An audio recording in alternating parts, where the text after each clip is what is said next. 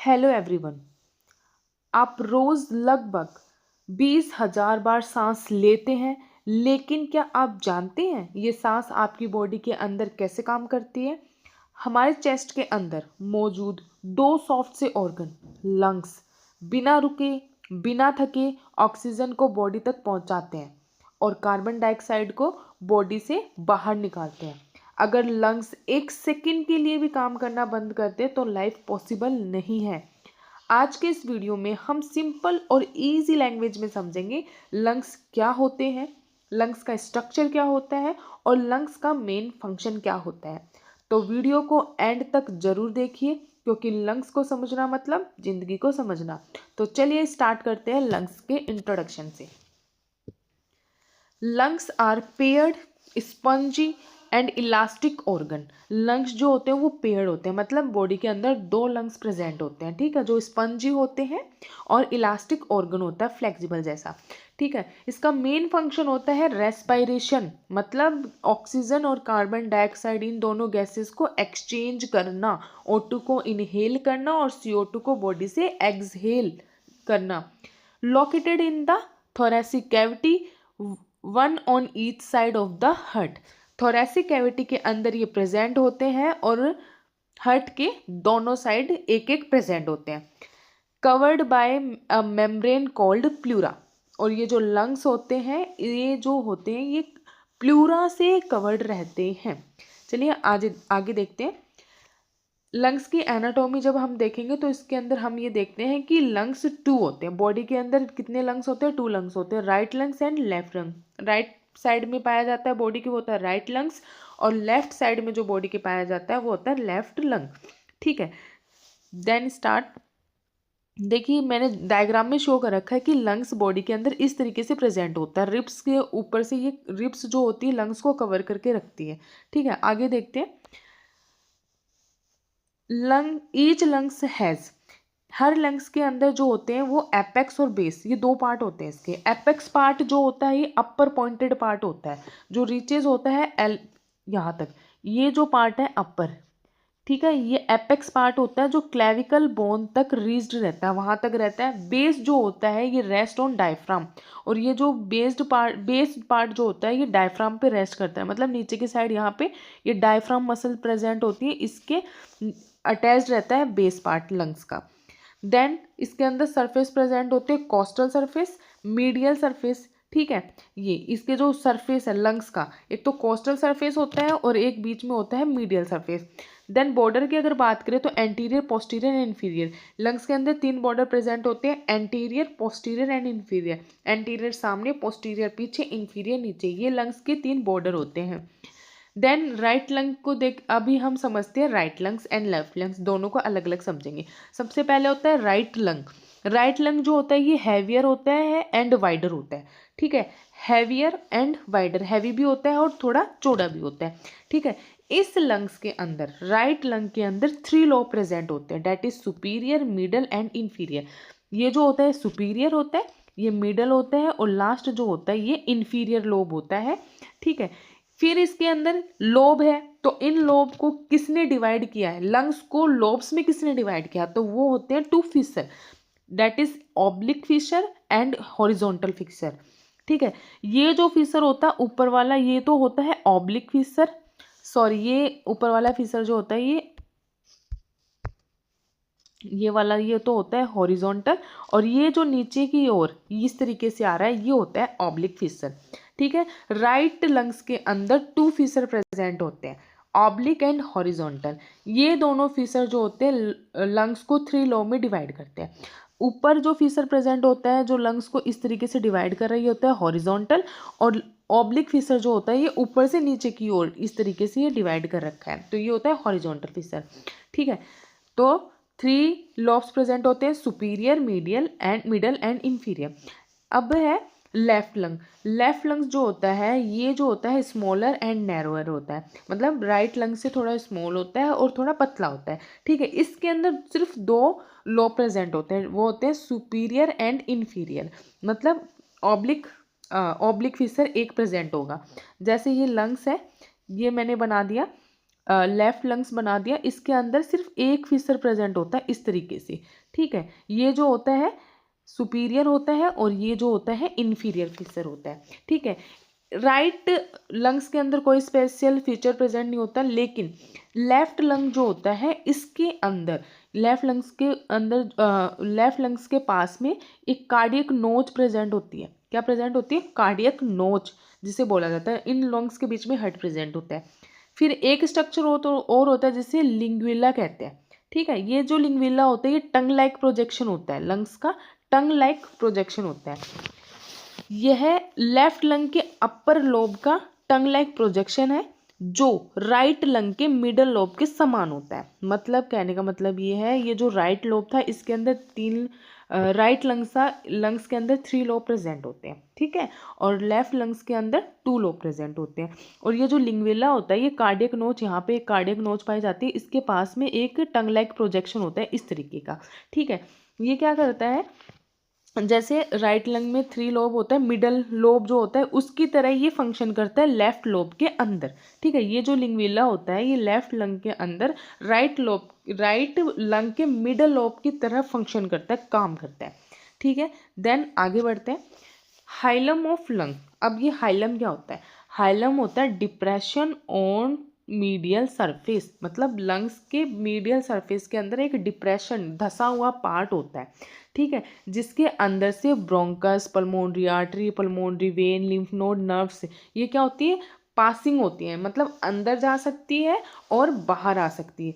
या फिर यूं कहूँ, हाइलम लंग्स का वो डिप्रेस्ड पार्ट होता है जिसके एक एंट्री पॉइंट होता है, जिसके अंदर से bronchus, pulmonary artery, pulmonary vein, lymph node, nerves, ये जो होती है ये अंदर जा सकती है और वहाँ से ये बाहर निकल सकती है, ठीक है। ये होता है हाइलम। फिर आता है ब्रोंको पल्मोनरी सेगमेंट। अब ये क्या होता है ब्रोंको पल्मोनरी सेगमेंट? ब्रोंको का मतलब ब्रोंकाई, पल्मोनरी जो है लंग्स है, और सेगमेंट क्या होता है? एक सेगमेंट, एक हिस्सा, ठीक है। मतलब ये है कि मतलब लंग्स का अलग अलग काम करने वाला हिस्सा।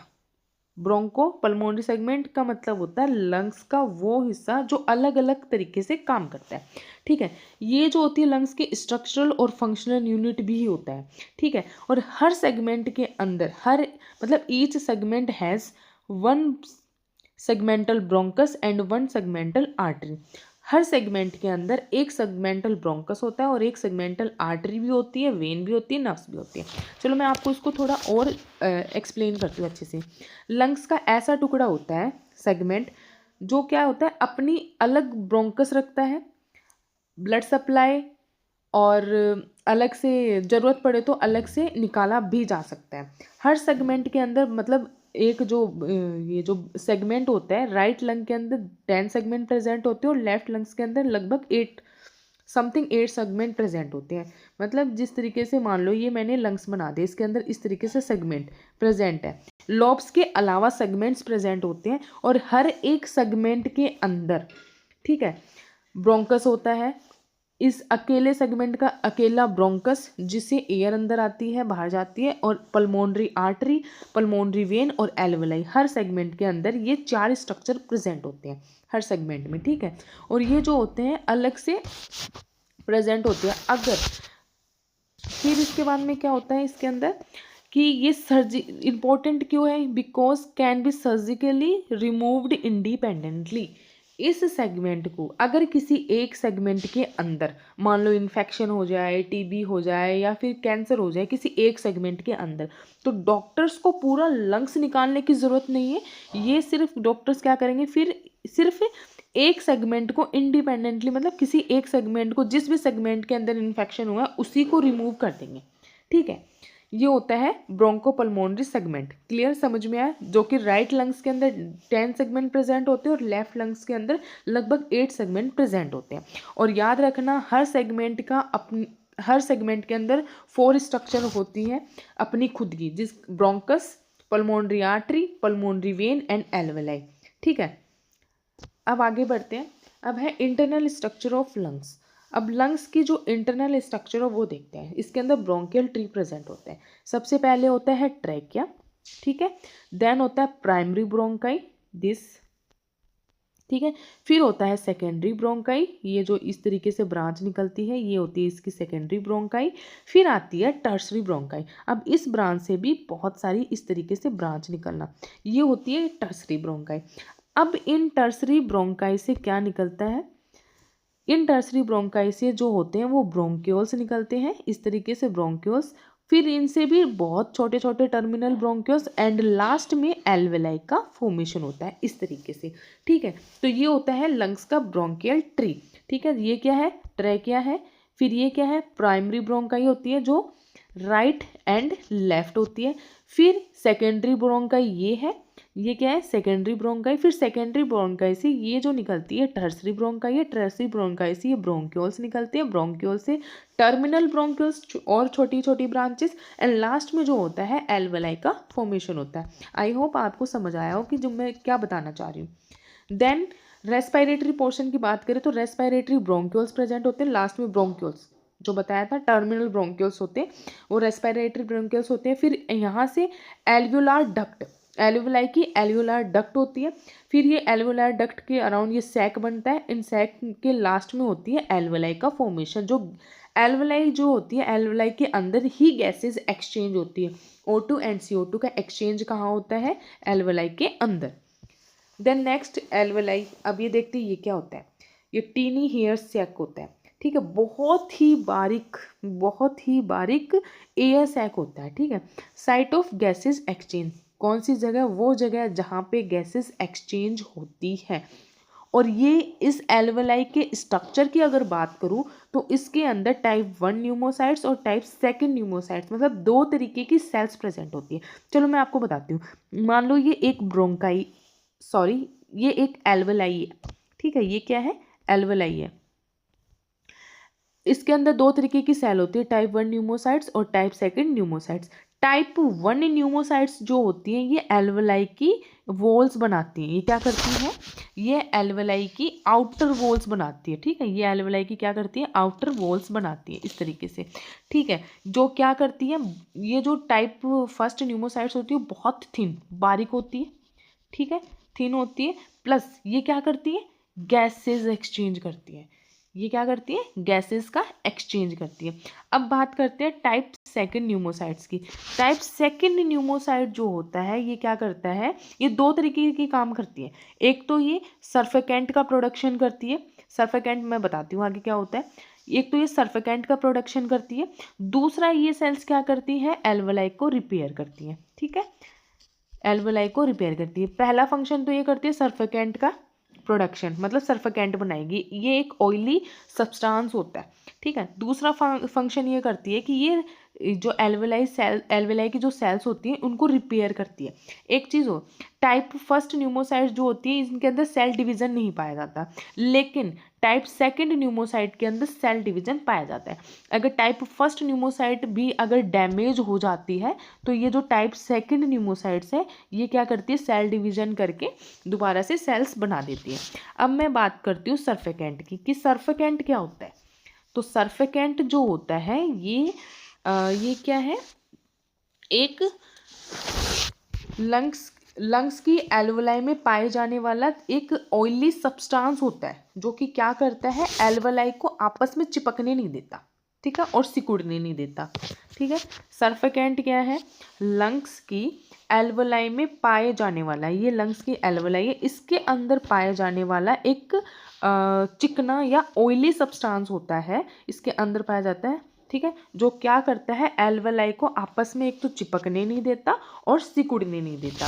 ठीक है, दूसरी अगर मैं इसकी बात करूं सर्फेकेंट का फंक्शन की अगर मैं बात करूं तो ये क्या करता है, मैंने बताया reduce surface tension of alveoli. ठीक है, एल्वुलाई का सरफेस टेंशन को रिड्यूस करता है। दूसरी बात, जब हम सांस लेने में कम मेहनत लगती है, अगर सर्फेकेंट प्रेजेंट है तो सांस लेने में मेहनत कम लगेगी। थर्ड इसका फंक्शन होता है कि लंग्स को कोलैप्स से बचाता है। ठीक है, लास्ट फंक्शन इसका होता है गैसेस एक्सचेंज को आसान बनाता है। ठीक है, अगर सर्फेकेंट प्रेजेंट नहीं हो तो एल्वुलाई की जो वॉल्स होती है वो आपस में चिपक जाएगी। अगर चिपक जाएगी तो फिर वो खुलेंगी नहीं, तो अपन गैसेस का एक्सचेंज नहीं हो पाएगा। ठीक है, प्रॉपरली रेस्पिरेशन नहीं हो पाएगा, इसलिए ये सर्फेकेंट प्रेजेंट होता है। क्या कर रहा है, सरफेस टेंशन को रिड्यूस कर रहा है और एल्वेलाई को कोलैप्स होने से प्रिवेंट कर रहा है, मतलब सिकुड़ने से बचा रहा है, धंसने से बचा रहा है, रोक रहा है, ठीक है, ताकि लंग्स जो है वो प्रॉपरली फंक्शन कर सके। देन ब्लड सप्लाई की अगर हम बात करते हैं लंग्स को, तो पल्मोनरी सर्कुलेशन होता है, ठीक है। इसके अंदर पल्मोनरी आर्टरी जो होती है डीऑक्सीजनेटेड ब्लड लेकर आती है और पल्मोनरी वेन जो होती है वो ऑक्सीजनेटेड ब्लड को कैरी करती है। पल्मोनरी आर्टरी हार्ट से निकलती है, ठीक है, और पल्मोनरी वेन जो होती है लंग्स से ऑक्सीजनेटेड ब्लड को लेकर कहाँ जाएगी, हार्ट के अंदर जाएगी, ठीक है। अब लंग्स की सप्लाई की बात करें तो लंग्स के अंदर की सप्लाई की बात करें तो ब्रोंकियल सर्कुलेशन होता है इसके अंदर, ठीक है। ब्रोंकियल आर्टरीज होती है, ये क्या करती है, न्यूट्रिशन ऑफ लंग्स टिश्यू। ये ब्रोंकियल आर्टरी जो होती है लंग्स टिश्यू को न्यूट्रिशन प्रोवाइड करवाती है, ठीक है, प्योर ब्लड सप्लाई करती है। और ब्रोंकियल वेन जो होती है वो ड्रेनेज करती है, मतलब डीऑक्सीजनेटेड ब्लड को लेकर जाती है। फिर होती है इसके अंदर नर्व सप्लाई। नर्व सप्लाई इसकी होती है पैरासिम्पैथेटिक, ठीक है, और सिंपैथेटिक। पैरासिम्पैथेटिक नर्व जो होती है ब्रोंको कॉन्स्ट्रिक्शन, मतलब ब्रोंक्योल्स को कॉन्स्ट्रिक्ट करती है और इंक्रीज्ड सिक्रीशन को बढ़ाती है, सिक्रीशंस को बढ़ाती है। और सिंपैथेटिक जो होती है ब्रोंको डायलेशन, अपोजिट काम कर रही है, वो ब्रोंकस को कॉन्ट्रैक्ट कर रही है और ये जो सिंपैथेटिक हो रही है ये डायलेट कर रही है, वो सिक्रीशन को इंक्रीज कर रही है पैरासिम्पैथेटिक, और सिंपैथेटिक जो कर रही है वो जो भी सिक्रीशंस हैं उनको डिक्रीज कर रही है। एंड देन प्लूरा, हमने पहले भी स्टार्टिंग में इंट्रोडक्शन में भी देखा था कि प्लूरा जो होती है लंग्स की आउटर कवरिंग होती है, ठीक है। तो प्लूरा को अपन देखते हैं ये क्या होती है, डबल लेयर मेम्ब्रेन होती है। मान लो ये है लंग्स, ठीक है, ये ब्रोंकस है, ऊपर से ये है ट्रैकिया, ये लंग्स है। प्लूरा जो होती है लंग्स की आउटर कवरिंग होती है, ठीक है, क्या होती है, लंग्स की आउटर कवरिंग होती है। ये डबल लेयर होती है, इसको फर्स्ट जो होती है वो होती है पैराइटल एंड सेकंड होती है विसरल, या फिर विसरल या पैराइटल, दो लेयर होती है इसके अंदर, ठीक है। पैराइटल लेयर जो होती है ये लाइंस चेस्ट बोल, जो अपनी चेस्ट बोल होती है बाहर की साइड से, ये इसके आउटर चेस्ट बोल से लाइंस वहाँ पे कवर करती है। और विसरल प्लूरा जो होती है लंग्स को कवर करती है, एकदम अटैचमेंट प्रोवाइड करवाती है, इस तरीके से लंग्स को कवर करती है। इन दोनों लेयर्स के बीच में, ठीक है, कैविटी पाई जाती है। अब दोनों लेयर्स के बीच में स्पेस है, ठीक है, इस स्पेस को कहा गया है प्लूरल कैविटी। इन दोनों लेयर्स के बीच के स्पेस को कहा गया है प्लूरल कैविटी। और इस प्लूरल कैविटी के अंदर प्लूरल फ्लूइड भरा रहता है, ठीक है, प्लूरल फ्लूइड भरा रहता है। और ये जो प्लूरल फ्लूइड होता है जब हम सांस लेते हैं, सांस लेने के दौरान ये फ्रिक्शन से प्रिवेंट करता है, फ्रिक्शन को रिड्यूस करता है, ठीक है। जब हम सांस लेंगे तो फ्रिक्शन नहीं होने देगा ये, ठीक है। देन मैकेनिज्म ऑफ रेस्पिरेशन, देखो अब ये क्या होता है, लंग्स की मैकेनिज्म क्या होती है, रेस्पिरेशन की मैकेनिज्म क्या होती है, किस तरीके से काम करती है। इसके अंदर दो प्रोसेस होती है, एक होती है इंस्पायरेशन और एक होती है एक्सपायरेशन। इंस्पायरेशन प्रोसेस के अंदर क्या करेंगे हम, इंस्पायरेशन का मतलब होता है कि O2 को इनहेल करना, सांस को अंदर लेना, और एक्सपायरेशन का मतलब होता है सांस को छोड़ना, एक्सेल करना। तो इंस्पायरेशन जब हम करते हैं तो क्या चेंजमेंट होता है वो देखेंगे। देखो जब हम सांस लेंगे तो लंग्स क्या करेंगे, फूलेंगे, लंग्स फूलेंगे। जब हम सांस लेंगे तो एयर जो होती है एनवायरमेंटल एयर लंग्स के अंदर एंटर करती है, ठीक है। फिर उसके बाद में जब लंग्स फूलेंगे, जब एयर लंग्स में एंटर करेगी तो लंग्स क्या करेंगे, फूलेंगे। फूलने से चेस्ट वॉल्यूम इंक्रीज होगी, जब हम सांस लेते हैं तो चेस्ट वॉल्यूम इंक्रीज हो जाती है। उस दौरान डायफ्राम कॉन्ट्रैक्ट हो जाता है, डायफ्राम और इंटरकोस्टल मसल्स का क्या होती है, रिब्स के बीच में पाई जाने वाली मसल्स होती है इंटरकोस्टल मसल्स। इन दोनों मसल्स में, डायफ्राम और इंटरकोस्टल मसल्स में कॉन्ट्रैक्शन होता है, ठीक है।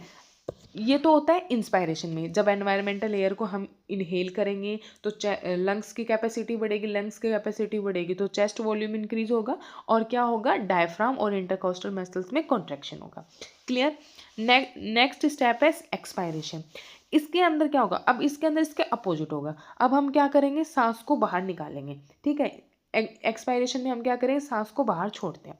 जब हम सांस को बाहर छोड़ेंगे तब क्या होगा, चेस्ट वॉल्यूम डिक्रीज होगी। ठीक है, जैसे सांस को छोड़ेंगे चेस्ट वॉल्यूम डिक्रीज होगी और लंग्स जो होंगे वो सिकुड़ेंगे। ठीक है, और उस टाइम पे क्या होगा, डायफ्राम को रिलैक्स फील होगा। डायफ्राम और इंटरकोस्टल मसल, इन दोनों के अंदर रिलैक्सेशन होगा। क्लियर, समझ में आया इंस्पायरेशन और एक्सपायरेशन के अंदर क्या क्या चेंज होते हैं। ठीक है, देन फंक्शंस ऑफ लंग्स।